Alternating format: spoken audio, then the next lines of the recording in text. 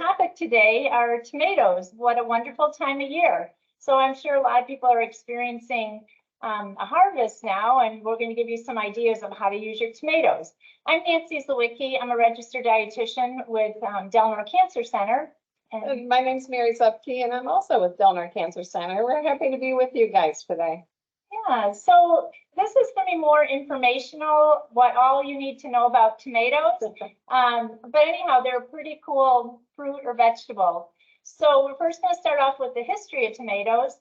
And tomatoes belong to the genus Solanum within the Solanaceae family, which are nightshade family. Other members of Solanaceae include potatoes, tomatillos, eggplant, and peppers. All varieties of tomatoes are derived from Solanum lycopene, whatever. The domestic tomato is self-pollinating and exclusively inbreeding due to the arrangement of its flower parts. Recent research indicates that tomatoes grew wild in the Andes of Western South America, where the indigenous people eventually cultivated them and brought them to Central America and Mexico. When the Spanish arrived in the early 16th century, they found the inhabitants growing a crop called tomato in the native language. Tomato seeds were brought from Mexico to Spain in the early 1500s. From there, the plant spread to Italy. In the early 1700s, the tomato returned to the Americas with European colonists. It wasn't until the early 1900s that tomatoes' popularity became widespread throughout the United States. The tomato is the most popular garden vegetable in the United States. I know, I like hearing that. Yeah, that's awesome. It's really cool. And you know, there's a whole bunch of variety of tomatoes. So Mary, can you tell us about the varieties of tomatoes? Yeah, there are actually 10,000 varieties, which is more like than Minnesota. 10,000 varieties. Yeah. So a few of different types are we've used today, but some of them are the grape tomatoes, which are like the little cherry tomatoes, but more like oblong.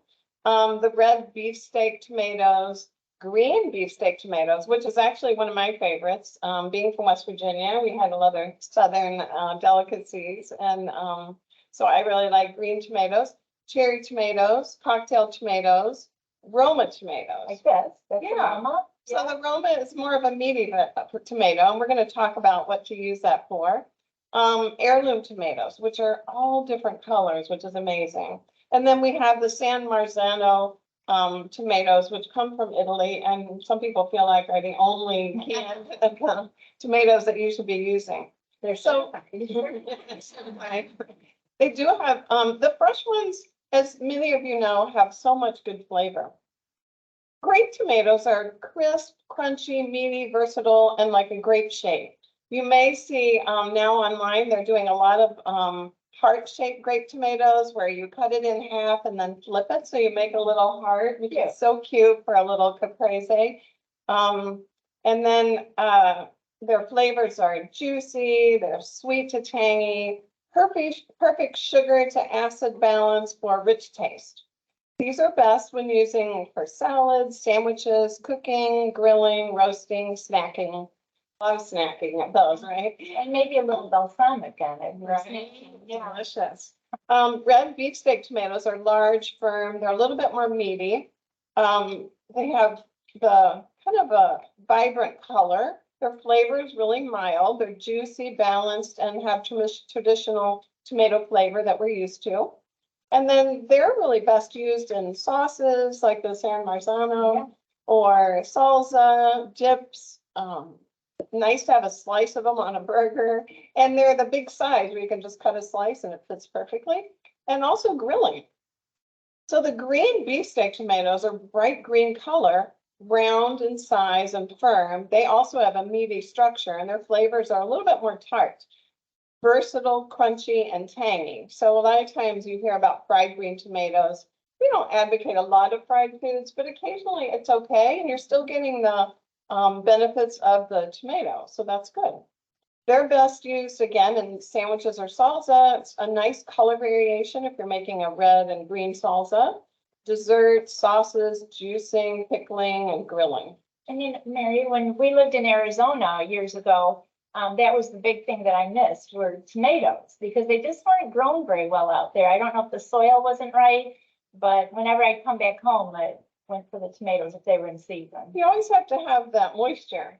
Yeah, And that transfers over to the plant. So yeah, it's nice that we're lucky in this part of the country to Yeah. have such a bounty of all different kinds of tomatoes.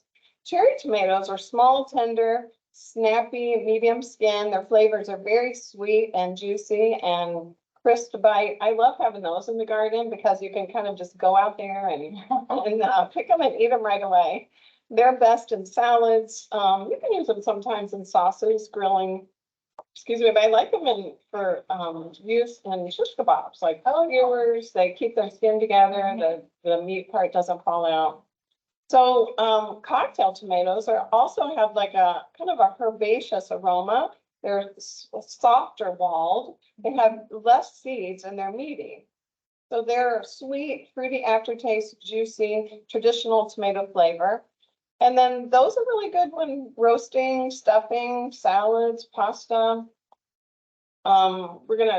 Nancy's gonna show you a good pasta recipe today. Super simple and really good with cherry tomatoes. And I used them too in my recipe. well, I was just gonna show you too, this is one of our little cherry tomatoes from the garden here at Living Well. We've got an awesome garden. It's a raised bed and the staff is taking good care of it. And we're using a lot of the produce today from that garden. And it's so awesome to just go out and pick things, so. I really like that we're back in the garden here, which is awesome. The cherry tomatoes, like we talked about, are good for a lot of things, but also just eating raw. Tomatoes on the vine, a lot of times you'll see these in the grocery store where they're all they have a little bit more flavor. They're a little bit more expensive. So it's nice this time of year where we can get them at a good price. And they are have thicker walls and they hold the moisture and their flavors are really fresh, like a fresh garden flavor, sweet and juicy. They're best used sometimes in soups or jams, salads, baking, grilling. Most of these you can tell are like fine for sauces or grilling or baking. And tomatoes you can find on sale right now at the various stores because they are in season. Exactly. And if you can, yeah, and if you can get them or at a local farmer's market, Yeah. we know that you have more nutrition if you're eating it where it's grown more locally. The San Marzanos, on the other hand, the canned ones do come from Italy and they're a plum tomato variety. So they have a strong sweet taste, tend to be less acidic. And since they are canned, you're still getting that good flavor. Yeah. So what about nutrition? Yeah. Tomatoes are good for us. Yeah. So. Right. So one serving of a tomato provides a good source of vitamins A, K, C, and potassium. Tomatoes also contain 2 grams of fiber per serving, which is 8% of the recommended amount per day. And tomatoes contain beta carotene and lycopene, which help protect the skin against damage and makes the skin less sensitive to UV damage. The vitamin K, calcium, and lycopene in tomatoes is good for repairing and strengthening bones and improving bone mass. So people will like hearing that. The lycopene may be protective against prostate cancer and cervical cancer, and the antioxidants in tomatoes can reduce cell damage, and we get more lycopene per gram of cooked tomatoes compared to raw tomatoes. So when you cook tomatoes or even like ketchup has lycopene in it, or a tomato sauce, you're really getting more lycopene in there. Tomatoes also contain chromium, which help balance your blood sugar. No, I was just going to say too that if you have a little bit of fat, so if you're making the tomato sauce with a little bit of olive oil, that lycopene is more absorbable. Right. So and probably the other vitamins too, because they're fat soluble. Exactly, right. A, D, E, and K. Yeah. Exactly. Yeah, good. So the vitamin A can improve vision, which we all need that, and helps prevent night blindness and may help reduce the risk of macular degeneration. The potassium and vitamin B in tomatoes helps lower blood pressure and cholesterol levels, which in turn can assist the prevention of strokes, heart attacks, and other heart-related problems. And think of it, when you're using fresh tomatoes, they're just fresh and you're not adding salt. So they are lower in sodium, which is helpful. Studies have shown that eating tomatoes may lessen the risk of developing kidney stones and gallstones. Tomato juice concentrate is a higher source of potassium and has twice the antioxidant power of regular consuming tomatoes. of regularly consuming tomatoes. One medium tomato has 13.5 milligrams of magnesium, 29.5 milligrams of phosphorus, 292 milligrams of potassium, 12.3 milligrams of calcium, 17 milligrams of vitamin C, and vitamin A has 552 or of beta carotene, which is very similar, and then 3,160 of lycopene. So it's awesome. So, you know, we always promote the Mediterranean diet and lifestyle here. That's what the premise of our class is. We follow that. So Mary, how do tomatoes fit into the Mediterranean diet? Yeah, I mean, typical foods that are included in the Mediterranean are fruits and vegetables in general, but we know that tomatoes are part of that group. We also know that peppers, the healthy fats, whole grains, and low-fat dairy are all part of that as well. Same with olives, although we didn't use olives today. Both raw and cooked tomatoes are extensively consumed in the Mediterranean region, and they're so much easier to get in a longer period of time, but so delicious and fresh. The bioactive compounds found in tomatoes are phenolic acids, and those reduce oxidative stress. The flavonoids, which are antioxidants, are anti-cancer, and the carotenoids which are antioxidants. So all of those compounds are helping. Nancy already talked about vitamins A, B, C, and E, which are antioxidants and found in tomatoes. And then lastly, the glycoalkaloids, which are toxic to pathogens, are also found in tomatoes. So I think we think of them as healthy, but we don't really realize how extensive those nutritional benefits are. So tomatoes inhibit the onset and progression of chronic illness. And since tomatoes are rich in those carotenoids, consumption promotes intercellular signaling pathways. It modulates the immune reaction, regulates the cell cycles, interacts with those physiological systems. And that's all a bunch of science to say they really help with a lot of things in your body, and a lot of different pathways, which is really helpful. The blood concentrations of lycopene are inversely correlated to the incidence of heart disease and atherosclerosis. And lycopene absorption is favored by olive oil. So we talked about having that fat component helps with absorption. And then tomato producers have shown protective effects against tomato production, and eating tomatoes also protects against lung, and we already talked about prostate cancer. So Yeah. so that's amazing. So doing all of that. Yeah. Mary and I planned these classes a few months ago. And then we're planning for this class to get ready to present. We're like, we said tomatoes, a wonderful time of year. Like, we just thought it was so funny, but then you hear so much now about Christmas in July. So we kind of felt like it is a wonderful time of year. So, It does sound kind of like Christmas in July, and everything's red with tomatoes. we were like, what were we thinking? But then we kind of liked it. 'Cause Yeah. who doesn't like a tomato? I know there's a few exceptions, but I love them. So what about tomato pie, having a tomato, do you have to have a Like a full container. garden? Yeah, you have to have a full garden to have tomatoes, or can you grow them in a small pot or a large pot, or what are our options for I tomato? have to say, I didn't have much luck with it when I did a container of, but it has to do with the position of your house and your sunshine and all that. So, for me, it didn't work, but it's just because of where our house is positioned. So I think it's a great idea, though. Many people do that. Have a container, you know, a tomato plant versus a garden if they don't have the space. But tomatoes that are grown in the ground are less of a hassle to take care of and are less likely to contract tomato diseases. Tomatoes grown in the ground will produce more of a productive harvest as well. However, you don't need a full garden to grow tomatoes. Tomatoes can be grown in pots, or you can always find them at your local farmers markets. And we do like to promote local shopping. It really helps. I think too, sometimes we see a tomato plant and it's little, and we forget that you need a good sized pot because the roots are really long for tomatoes. Yeah. Well, I think part of it is where it is in your house and the wind conditions and lots of different things. It could be weather. Some years we have better tomato crops than others. But it kind of like basil, we think, we can use a pot this size for basil, and actually basil flourishes when it's like 3 or 4 feet high and you have a nice big pot for it.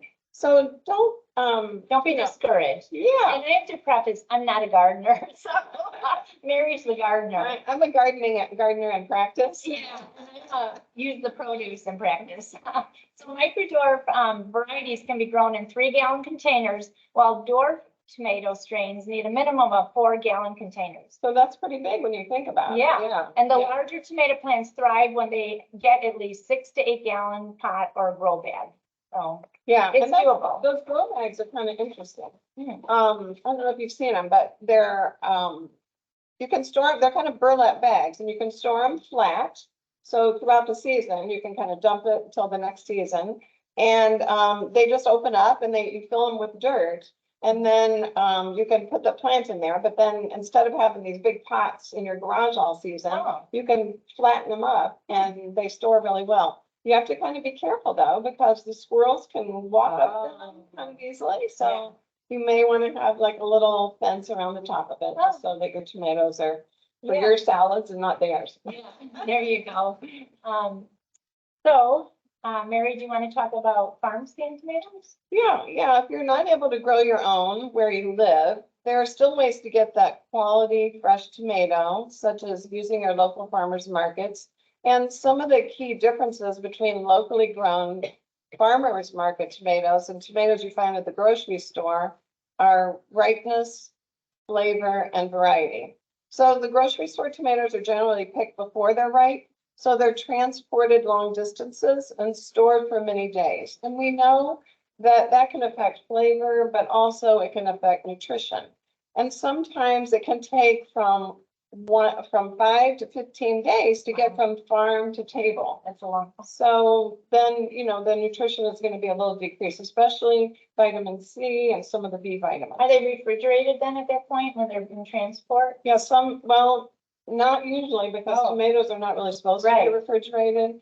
So that's why they pick them a little bit green sometimes. Okay. And then they transport them so that they ripen all along the way. Because when I was at the grocery store to pick out some tomatoes, they were very, very cold. So I wonder if they did refrigerate them. Yeah, they probably keep them there cold once Yeah. they get there, and maybe they have to sometimes, depending on how far they're going. Yeah.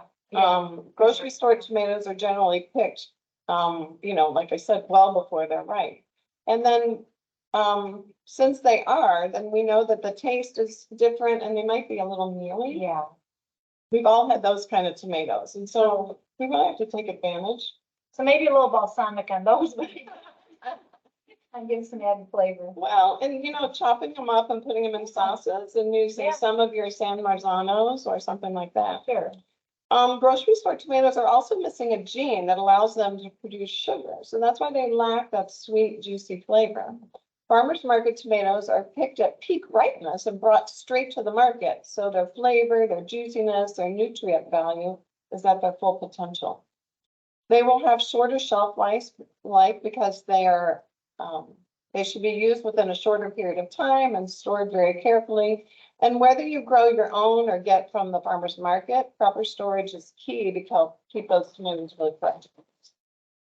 So what about the storage of tomatoes? I think that's something that people are confused about sometimes. Yeah. I know the big thing with storage is, and this I do know, is not to put them in the refrigerator. I mean, if you were prepping a salad that morning and you were going to take it somewhere later and it's cut up and ready to go, you could put it in the refrigerator then. But when you bring tomatoes home from the store, you want to keep them out in kind of a cool, dark area, would you say? Right. Yeah, not in a lot of sunlight. Do too. Yeah, and then you're pretty good to go. So storage of tomatoes is very important in order to keep them fresh and tasty. And the first tip is never to refrigerate fresh garden tomatoes. When you refrigerate them, it spoils the flavor and texture. If you would like to freeze them, you need to core the tomatoes and place them in a freezer bag whole Then seal, label, and freeze the tomatoes. We thought that was pretty interesting. Yeah, it's, you want to make sure to wash them too. Well, yeah. Before, And dry obviously, them, and dry them, right, right. 'Cause Yeah. It's easy to use them in tomato sauce that way, yeah. That's cool. Mhm. So then store tomatoes on the counter out of direct sunlight with the stem facing up. That was interesting. Grocery store tomatoes are best if used within 2 to 3 days at room temperature. And if they are underripe, they can last 5 days. For shorter term storage, it is best to keep the tomatoes in a well-vented ripening dome or paper bag at the coolest room temperature possible. If you do need to refrigerate tomatoes, place them in a paper bag or a plastic bag with a few slits to reduce water loss for up to 3 days. It's best to remove the tomatoes 1 hour before eating to help it regain some of its original flavor. So Mary, how long does it take to grow a tomato? Yeah, the type of tomato you're growing really determines the growth time, and it could take anywhere from 60 to 100 days. So a lot of times people start their tomato plants really early indoors and then transplant them to the garden. Tomatoes are a warm season crop, so they must be planted when the temperature outside is 65 to 70 degrees Fahrenheit. And the germination lasts 6 to 8 days, and then that's when you're going to see that little green sprout, which is so fun. Yeah. And once it appears above the soil, tomatoes spend about 25 to 35 days in the early growth stage where its true leaves and roots will grow. 20 to 25 days are spent in the vegetative growth stage where the vines lengthen and the foliage and the roots grow and the flowers start to emerge. Once you have the flower stage, you have about 20 or more days where the yellow flowers appear open, and then the pollination lasts another 20 days. So you can see it's quite a process. Yeah. And then that occurs, throughout the flowering, the pollination from the bees. That's why I mean bees. So fruit formation lasts about 20 to 30 days. It starts with the small green ones, and then the ripening stage is about 15 to 20 days where that red color develops. So it's quite a process, and you have to kind of be careful, but it's really fun to watch them grow. What about when plants get really big and they start drooping over? What do you do? Yeah, it's really important to have a good tomato cage. And I've seen some that were built out of wood and sometimes even square, because you really need to support those vines. The tomatoes are so heavy. So you can do that and then tie them with some like nylon ties if you want. Or yarn? And that really helps it, or yarn. Yeah. And then you just want to make sure to do that because if you have a storm, the whole plant can blow over and then you're losing that whole crop. So do you wait until the plant's getting pretty good size before you put those on, or do you do it right away when you kind of wait a little bit? I usually do it right away so that you can kind of have it placed and have the bottom rung right on the ground. So it's Okay. nice and sturdy, and then you don't have to worry about the smaller plants are a little bit more protected, but also it grows pretty quickly in the early phases, and then you don't have to worry about it breaking off. Yeah. So it gives it more protection right away. And you don't have to worry about crunching part of the plant when you put the tomato cage in. Yeah, that's cool. Yeah. Good. So what about the season for planting? Yeah, well, again, I'm not the expert, but the season for planting tomatoes is 6 weeks before the last expected spring frost date. In Illinois, the recommendation is to plant them in mid-May, depending on the variety. Some crops need 55 to 85 days to produce a ripened fruit. Harvest tomatoes when they are firm and very red with some yellow around the stem. Harvest tomatoes, other colors like yellow, purple, orange, when they are the correct color.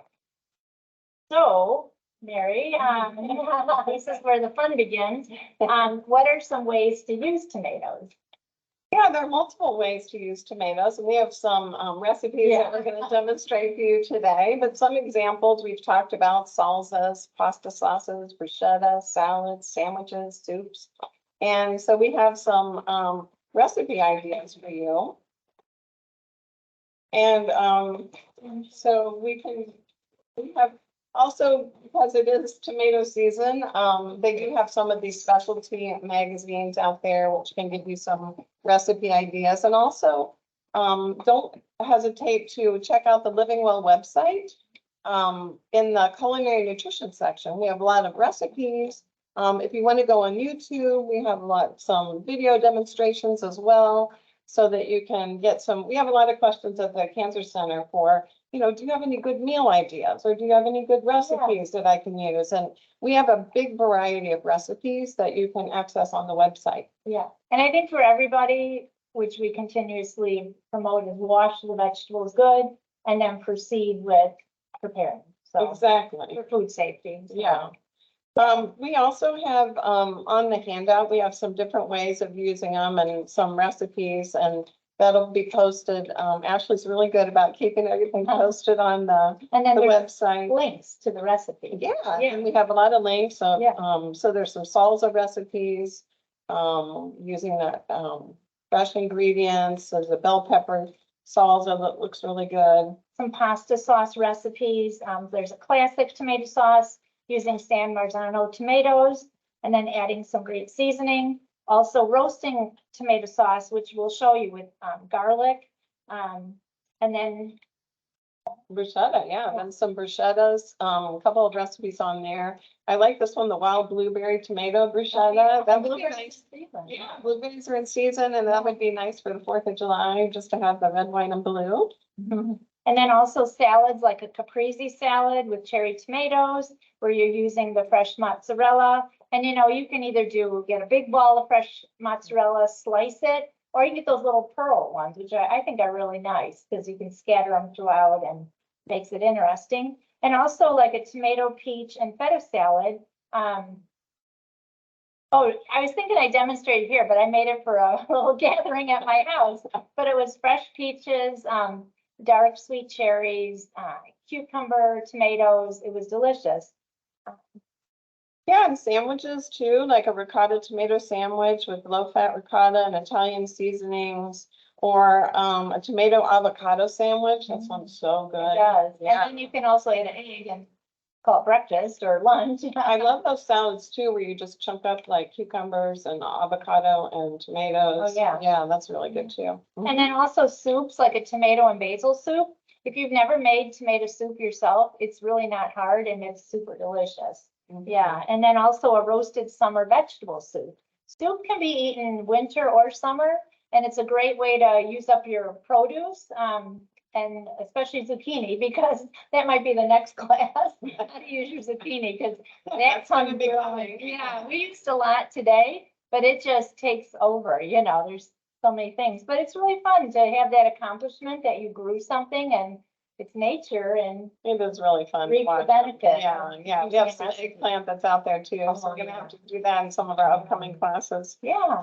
We do want to mention too that we're excited, in the fall, we're gonna have some in-person classes, and we'll be doing some recipe sampling. So not only will you be able to see the demo, but you'll be able to taste it. Yeah. So if you can just make sure to sign up with Living Well, so you're getting those weekly emails. They are, Ashley's really good about letting everyone know which classes are coming. Yeah. And then how to register and get the links. So we have a couple series coming up. One is called Eating Well series, and that's really for people who are active in treatment, but you can still join up. You will learn some things, because we do have one of the classes.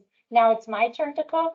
So if someone is fatigued or can no longer stand on their feet for very long, and say their spouse needs to take that over, we're going to have simple recipes for people just learning how to get into the kitchen. So there's a series of 4 classes, noon and evening for both. I think too, it's nice if you know someone that is affected by cancer, because then you kind of know what they're going through, and there are a lot of meal trains out there for people that are in treatment. Or pass the word on about these classes. Exactly. Yeah. So those would be good too, just for anyone that is affected. Yeah, and then the other series is called Being Well, and that's more of a survivorship, but you'll learn about it. It's Mediterranean, of course, and anti-inflammatory, all our words we use. But we'll be doing some recipe demos and also some hands-on with that too. So it'll be fun. It's exciting. New things to come. Yeah, we're really excited to see all of you. We like seeing your little circles on the screen, but we'll be happy to see you in person. Yeah. So spread the word about that. And that's I love that when people are in person, it's where relationships form and it's opportunity to talk amongst each other and. But it's a safe great. environment. So Right. It's not out in public, Yeah. which is really nice. Well, let's get cooking. All right, that sounds good. So, Okay. so the first thing we're gonna make is, tacos with some tomatoes.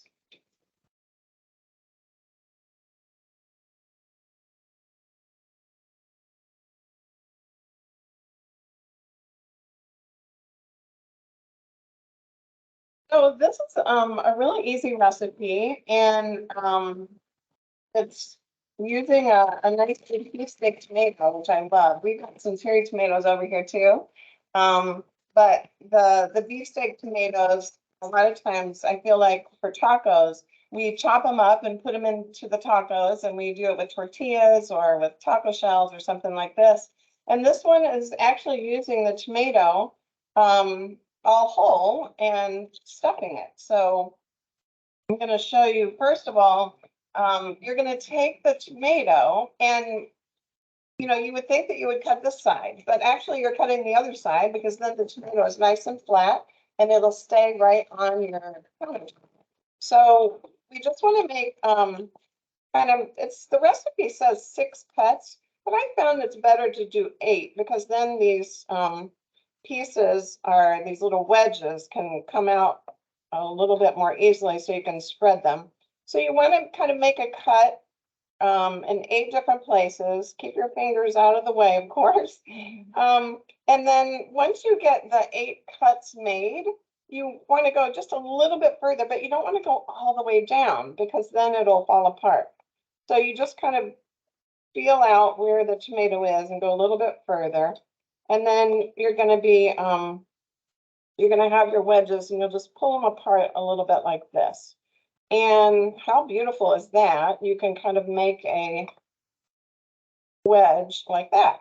So what I did was I cooked some ground turkey and onions, and you're just going to take this filling and a little bit of garlic. Now the recipe calls for this kind of taco seasoning. It's a little bit higher in sodium. I used, it's kind of a nice, easy way to do it if you don't want to, you know, try to figure out spices and all of that. I like to use cumin and chili powder, and then use the onions and the garlic and things. So you can do it whichever way you want. This is a simple way, and it gives a lot of flavor. And then so you saute that, and then you're going to kind of fill the tomato with that ground turkey and that ground seasoning and kind of push apart the wedges a little bit. It's okay if they break a little bit. You just don't want the whole thing to fall apart. And then kind of fill it up like that. All right. So once the tomato is, it's already looking pretty. I like it. And it's very low carb if you're kind of watching your weight.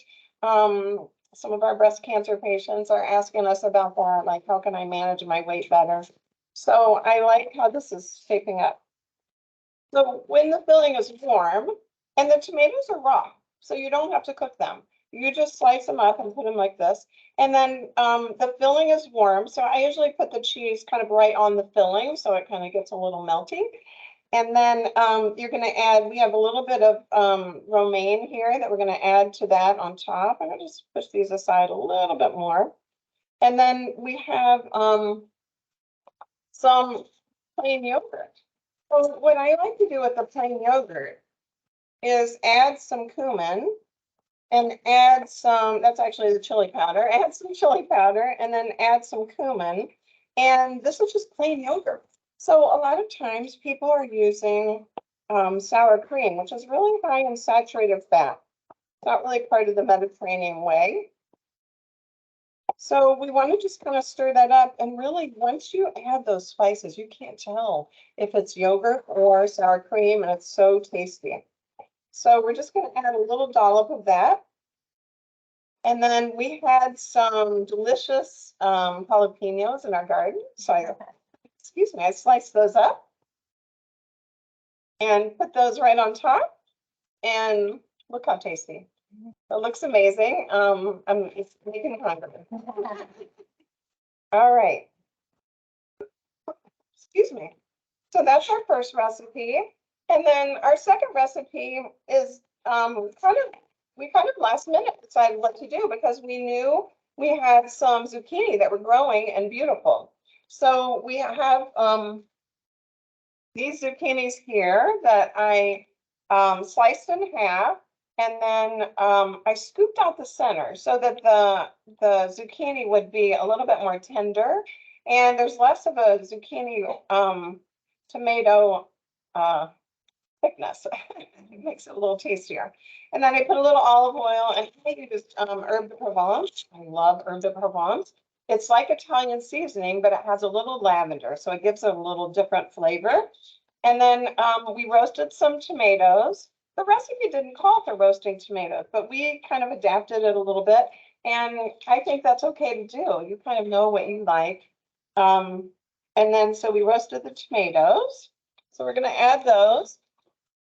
And then I did a quick pickle on the red onion, which is just a finely diced red onion. And then you add just a couple tablespoons of apple cider vinegar and a teaspoon of sugar. And if you do it for like 15 minutes, it softens up the red onions and also gives them more of a softer, not really sweet, but not as pungent flavor. So, so you can kind of add that as well. I don't like a ton of onions, so I'm just going to do kind of a little bit, and it gives it a little bit of oomph and another texture. We talk a lot about having different textures in our cooking. So then with the with this recipe, it calls for adding some feta cheese. So we're going to sprinkle on just a little bit of feta cheese. Or Parmesan. Yeah, you could use Parmesan too. That would work. And then a little bit of onion, and we have the lemon. And we're going to squeeze a little bit of that over the top, just like this. And then we had some fresh mint in the garden. So I chopped that up and put it on the one over there. So I'll show you that here in just a minute. But that's basically it. And it's got some good flavors. And it's just a quick, easy way. Thanks, Nancy. Here we go. So you can kind of see the fresh mint on there, which is so nice with the lemon. And then we've got feta and we've got our zucchini, and you're getting all those yummy antioxidants. You can squeeze a little bit more lemon on it if you want and just add it to a little plate of greens and you're good to go. So I'm excited about this recipe. I think it looks really tasty. And then the last thing we're going to do is just cut the avocado. And the avocado, I just use a regular spoon to pop out that pit. And then what I like to do is make slices into the avocado, keeping your fingers well aware. We don't want to have the avocado in our hand because that's a good way to cut yourself. So just keep it down on the cutting board. And I like to slice it in little cubes. So slice it one way and then slice it the other way. And then you just take your spoon, and when it comes out in those nice little chunks. We're just going to add that to our tomato here. Saved it for the end so it doesn't get too brown. And there you have it. A little tomato taco and a side of zucchini, and your garden fresh meal is ready. So yeah, thank you. So now Nancy's going to talk about a couple more recipes, so hang on.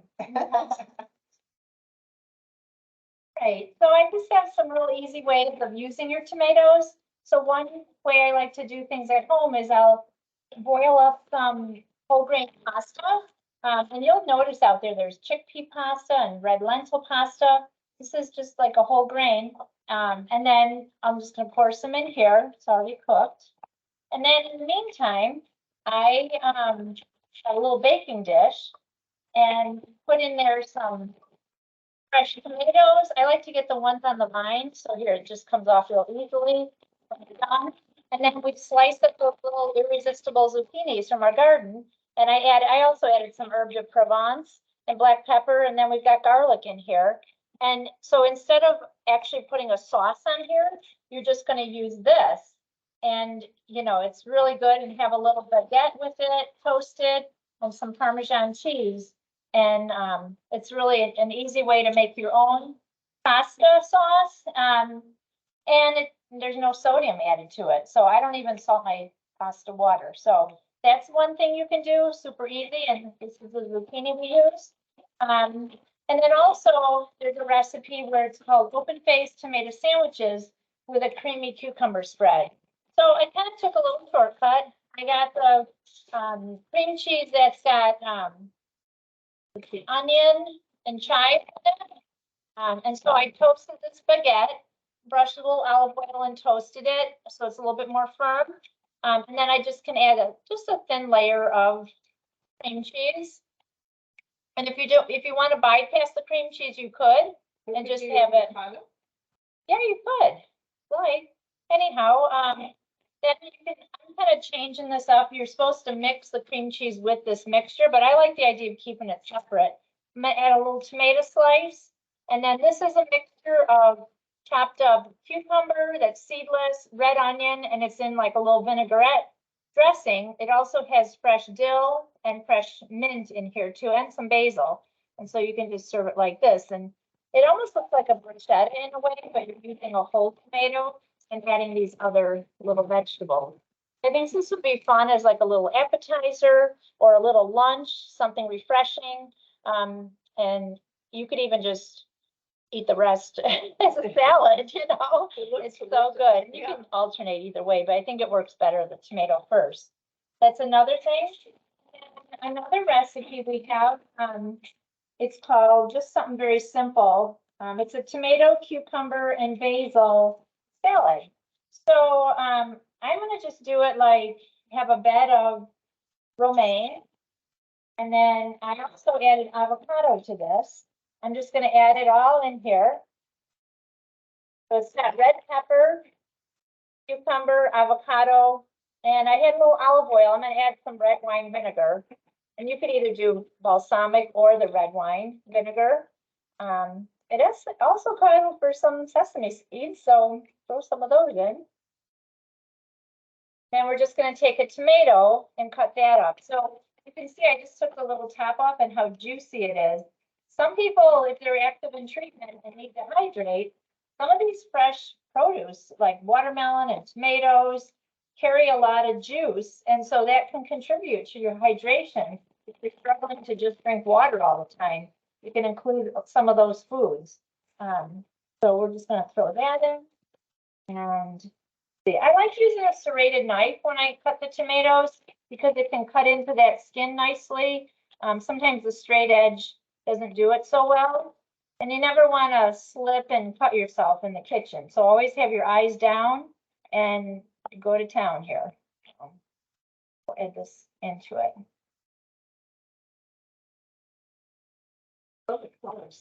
Tomato and for the salad. That could even accompany tacos, or you can use that in a taco with your ground turkey and use this on top. Would be really nice, or you can eat it as a salsa or just a salad and have maybe some broiled chicken next to it. Would be really good. And then we also have the fresh basil too that we can throw some pieces in too. And this would look nice with some basil when you serve. And then dill is in this recipe with the cucumber for the little sandwiches there.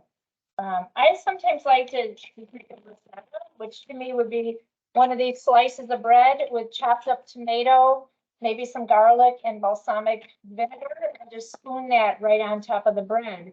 It's absolutely delicious. And you know, if you have leftovers, you can turn it into croutons if you want to for a future salad. Yeah, it's just a really neat time of year, a wonderful time of year for all these delicious tomato recipes. I think we have a lot of good recipes for you guys. Yeah. Here's the ending of the tomatoes with everything on it and tacos. And we have the yummy pasta. I love that salad. I feel like you could use that on a burger or in a taco Sure. or whatever you wanted. Yeah. And the bruschetta looks really pretty. I like the idea, like you said, of the tomato underneath. Yeah, I like the tomato It gives it a underneath too. different texture and, Yeah. it's really. And the cream cheese mixture, use it lightly, but it kind of holds things in place too. Mhm. And it also keeps the moisture from going down into the bread. right? Yeah. So it doesn't get Mhm. so soggy. Yeah, I Yeah. think that's a nice variation. Uh,